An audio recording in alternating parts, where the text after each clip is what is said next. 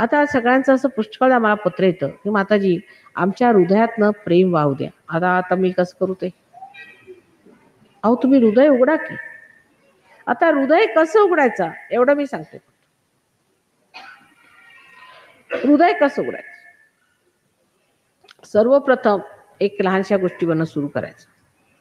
आधी लिस्ट करायची की कोणत्या कोणत्या लोकांवर माझं प्रेम आहे आणि कोणत्या कोणत्या लोकांबद्दल मला द्वेष आहे. पहिल्यांदा मग ज्यांच्यावर मला द्वेष आहे त्यांना प्रेमपत्र लिहायचे.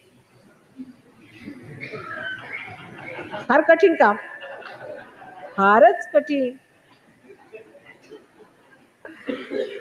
त्यांना लिहायचं की बघा मला तुमची फार आठवण येते, कारण तुम्ही किती थोर आहात. नसले तरी चालतील पण म्हणायला काय हरकत नाही. आणि मला फार बरं वाटेल तर तुम्ही माझ्या पत्राचं उत्तर पाठवाल तर. करून बघा जमतं का, कारण आत्म्याने तुम्हाला समर्थ केलेलं आहे, समर्थ केलंय. पण वरपांगीपणाने नाही. त्याला असं नाही वाटलं पाहिजे की वा चांगलं पत्र आलं ना, आता उद्या काहीतरी मागणी येणार. ते पहिलं पत्र म्हणजे इंट्रोडक्शन असणार यांचं.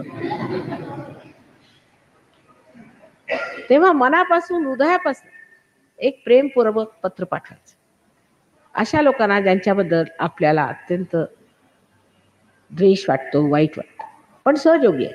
पहिल्यांदा सहयोगावर सुरू करायचं. सहयोगी असले पाहिजे पहिली गोष्ट.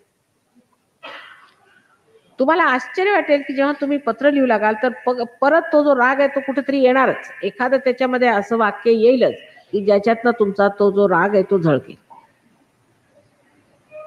मग परत दुसरं लिहावं, मग तिसरं लिहावं. करता करता जर 100 पत्र लिहिली तर एक पत्र असं निघेलच ज्याच्यामध्ये हा राग निघून गेलेला असेल. ज्या माणसावरती आपला राग आहे तिकडे आपण हृदय उघडून पाहिलं पाहिजे.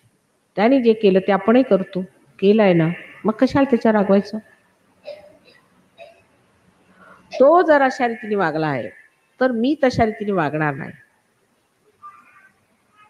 आणि खरोखर ते प्रेम करून पाहिलं पाहिजे.